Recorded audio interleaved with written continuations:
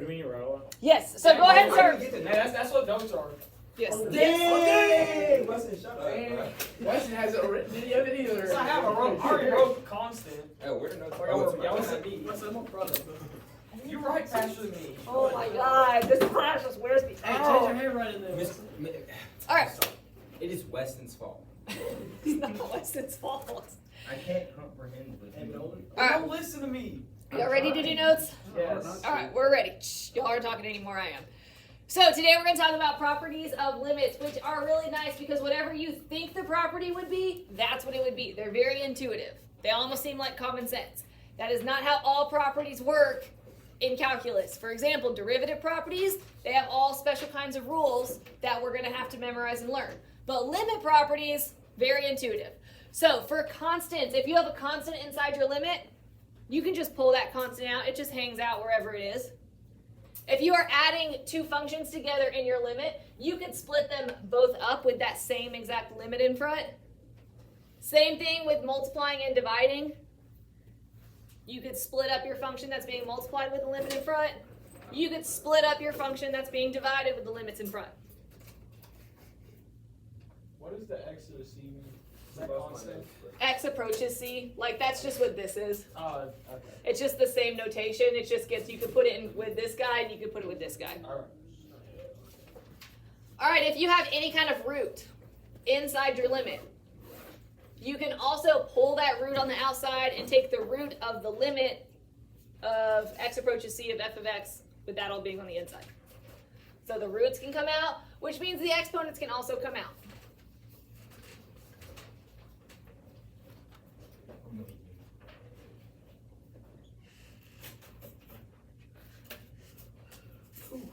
All right, now the very, very last one is kind of like the tricky example. It's composites. And composites are always kind of interesting because you have to work from the inside out. And so we can pull this f on the outside and say the limit is x approaches c of g of x. And then once you get this value, take f of whatever that is. Now this is still a limit though. So when you're looking at it graphically especially, you have to consider f of whatever as a limit. And I've got a graph to kind of show you what I'm talking about there. But that's where it gets a little tricky. All the other ones are kind of intuitive.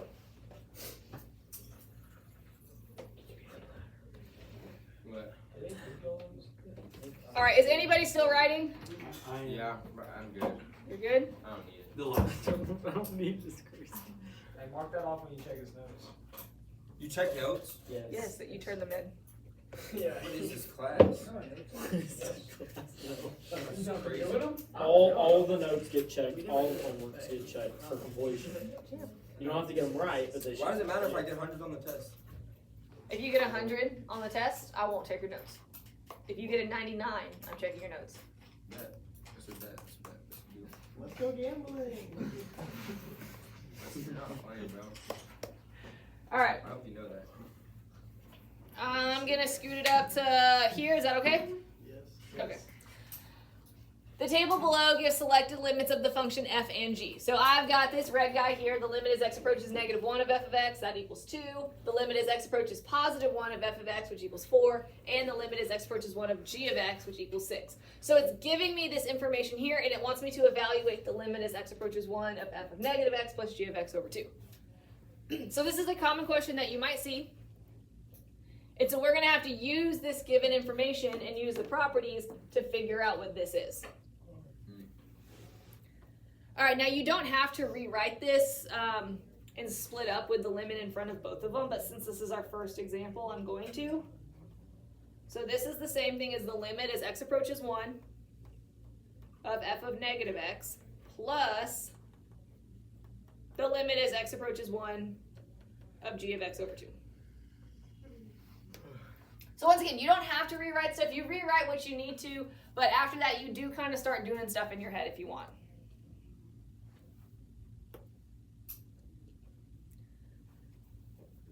Now on this first part, it says the limit is x approaches 1 of f of negative x. So the negative is inside. Is it changing the x or is it going to change the y? The x. It's not changing the y value, it is changing the x, and right now it's changing the x approaching, so it's going to change this value right here. To negative 1. So it's So 2. instead of approaching 1, we're going to treat it like we're approaching negative 1. So it's really just 2. Yeah.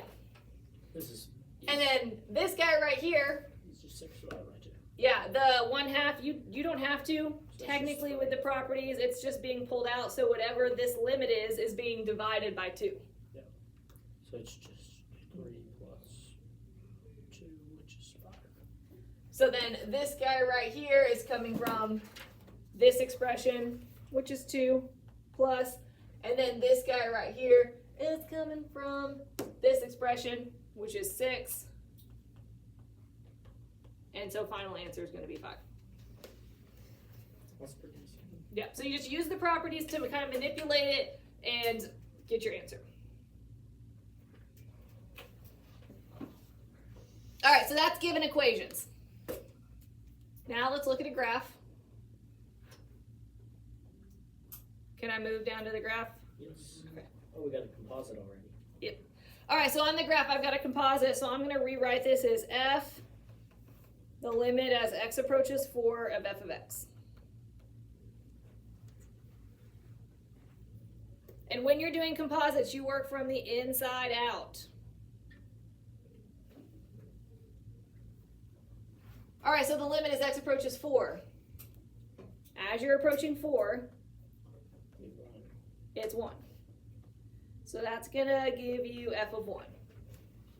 Now it's not technically a point, it's kind of like a point, but you have to consider the limit. So now this guy here is kind of like saying the limit as x approaches 1 of f of x. Does that make sense? So the composite works where this guy is 1, and so we're trying to evaluate what from f of 1. But always know that it's still a limit. You're still approaching 1, but it's the limit. So as you're approaching 1, what's your value? Negative 1. Which is the same thing as f of 1, like that ends up being the same thing, but sometimes it's not. So just remember that is still a limit that you're evaluating. But because the left and the right are both approaching negative 1, your answer is negative 1. All right. 37, I would star because you do have a question like this. I think it's on this test. I can't remember. But you have one like this on one of your tests. And I will say people get it wrong a lot. Not me. Not you though, Noah. You're going to get it right. Damn. All right.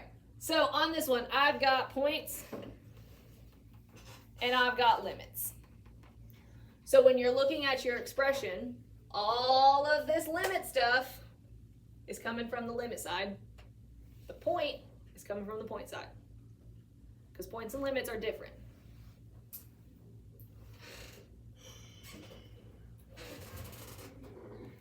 Now, if you wanted to use the properties and rewrite all of this, you could, but it's a lot of writing, and since the limit properties are so intuitive, I kind of think it's easier just to pull the information from this expression. So the limit as x approaches 5 of h of x is going to be?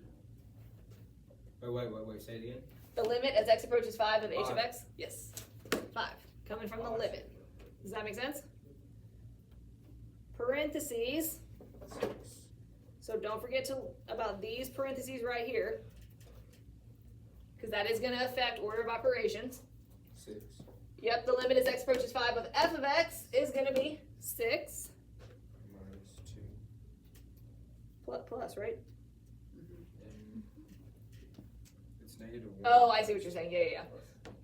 All right, so this plus 2 is it's a coefficient. It just hangs out on the outside. All right, it's not affecting the x. It's not on the inside. It just is hanging out on the outside.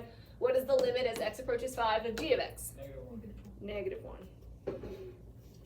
Minus 2. h of 5, which is a point. So what is h of 5? 3. Answer 17. Yep. I'm working that part. So limits and points. I get this stuff. 17. The writing stuff that we did, get that. But this stuff, get All right, so just make sure you're pulling the information from the correct part of the table. Does it get harder? No, Not really? not really. So let's change There's that. one, there's a B is a weird one. Oh, the Part notes B. are short. Yeah, the notes are short. Like, you'll finish your homework in class Oh, today. I forgot to get my homework. Not if I don't do it. You have to do it. No, you better do it. Well, what? Okay, wait, we are doing so good. Let's finish notes before you start talking. Letter A. Unless this is multiple choice. This is multiple choice. Bro. It is multiple choice. B, C, D, E. Come on, Wes. All right. I thought I was supposed to play. Come on. The limit as x approaches to the left. Now, we're given two graphs. Make sure when you're reading your graphs, you're paying attention to what they represent. This one here represents F. The second one represents G. So when you're talking about F, we need to pull our information from this graph. When you're talking about G, you have to pull your information from this graph. That happens a lot. -1 is B. Yes. Wait, what? Oh, yeah, it is. Uh-huh. Yeah. So on F, when you're approaching 2 from the left side, so 2 to the left side is going to be what value? What? 2. -1. And then for G, when you're approaching 2 from the left side, it's going to be? On the left right here? 1. And so then -1 divided by 1 is going to be -1. Don't know. Alright, that one's good. Well, you know who I am? Good job, kid. I'm Tony Stark. Alright, so if you have stopped paying attention, pay attention to B, because that is the most complicated one. This is why composites can get tricky. Is it D? The answer is going to be A. That's what I got. Now, it's very weird. Okay. Oh, So, because it has to be a point after. first thing is that you are coming in from the left side. So we are specifically talking about one side of the graph. So my answer is probably not going to be D and E. Because when you're coming in from one side, it doesn't matter if it matches up or not. So it's probably not that. Okay. All right, so first I'm going to pull that F on the outside, and I'm going to take the limit as x approaches -3 from the left side of G of x. Which would be 1. Mm-hmm. -1? -1, yep. Okay, that's what I got that. I'm trying to figure out where I messed up. Okay, so as you're approaching -1, Uh-huh. or sorry, as you're approaching -3, your limit is -1. So then you're down here to f of -1.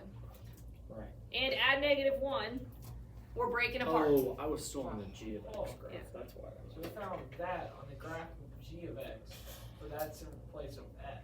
Yes. So now we're going to go over to f, because now we're talking about f of -1. But remember, it's a limit. And so I don't care if my point is open or closed. What I care about is if I'm coming in from the left or from the right. Does that make sense? So that was Okay. So wait, hold on. We've already used this guy.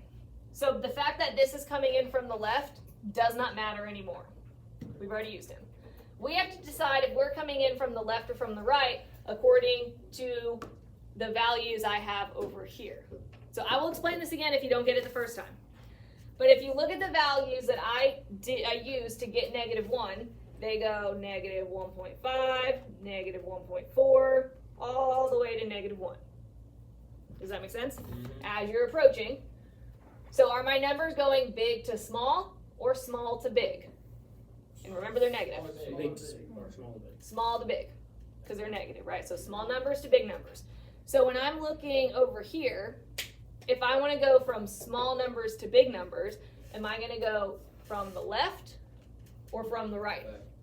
From the left, because from the left is where you go from small numbers to bigger numbers. So we're going to go from the left, and your answer would be 0. So it can be tricky. So let me show you what it would look like if it was different. So let's say,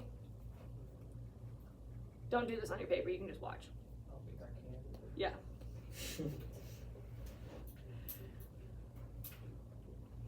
Let's say my graph did something like this, same exact question though. All right, the only difference is this is, So it just went big this small. yes. So as you're approaching -3, your limit is still -1, but now you're approaching big to small because you're going from 1 to 0 to -1. So you're going big numbers to small numbers. So when you come over here on this graph, You go from the right. we would go from the right, and your answer would be -1. Do you see how that works? Yeah. That only happens with composites and when it's broken apart. All right. Other than that, it's more simple. Okay. So it's not a common question, but it has happened on the AP test. If you have, they're not all weird like that. If just as like a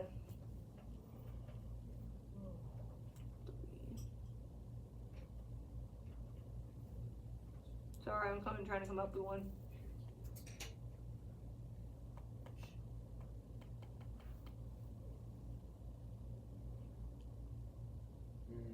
Nope, other way around. So if I had this kind of composite here, the limit as x approaches 0 of g of x of f of x. 2. You got to do the inside first. So as you approach 0 on f, what's the value? 0. Does that make sense? 0. But then it doesn't. But then it has to go from both sides, right? Because it didn't grow, but it did. Right, but then at 0 here, do you see how 0 connects on both sides? Yeah. So you don't have to worry about any of that So nonsense. it's just one. It's should 2. make it- So your answer is just 2. Okay. So only if your graph breaks apart do you have to be like, oh, okay, I have to do that really weird thing where I have to consider the numbers. Does that make sense? So it's not always, it's not every single composite. It's just those random cases. All right, so that's the hardest one. And then my last one here, I've got g of 1. Is that a limit or a point? Point. A point. So what is g of 1? -1, good. Because I don't care about the line, I care about the closed-in dot. So at 1, the closed-in dot is at -1. Plus, and then I have the limit as x approaches -1 on the right side of x. Do I have a graph of x? No. No. Do I know what the graph of x looks like? Yes, you do. Y equals x, what does that look like? Linear. Yeah. It's that parent linear function. So it should just be -1. Right, so as you're approaching -1, what would your y value be? -1. Then times, what is the limit as x approaches -1 to the right of f of x? Wait. -1. Yes. So here's your f of x graph when you approach -1 on the right side. Your y value is getting close to. Oh, because it Was was. it 0? Yes. Good boy. Order of operations. And so then -1 times -1 is 1 plus -1, which is 0. All right, good? Yep. Easy, my man. Pretty It's too easy. Too easy. Okay, the rest of class, it is not an option. Yes, I want you to pull your homework out. I want you to work on it. So if you have a question, you can ask me. We are doing a homework quiz tomorrow, and we are starting a new lesson. And then don't forget the extra credit is due on Wednesday. I'm done for the year. For the year.